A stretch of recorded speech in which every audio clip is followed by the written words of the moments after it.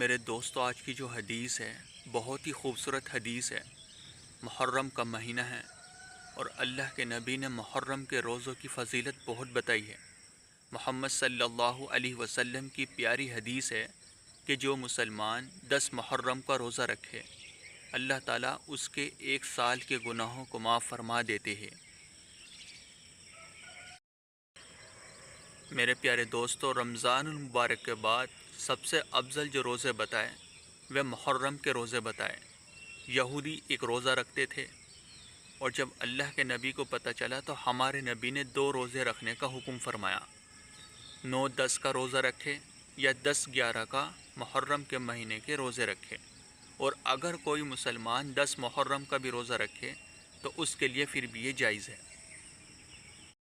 اس لیے ہر مسلمان کے لیے جائز ہے کہ وہ محرم کا روزہ رکھے۔ 10 محرم کا روزہ رکھ لے تو اس کے لیے یہی فضیلت ہے کہ اس کے 1 سال کے گناہوں کو معاف کر دیا جاتا ہے۔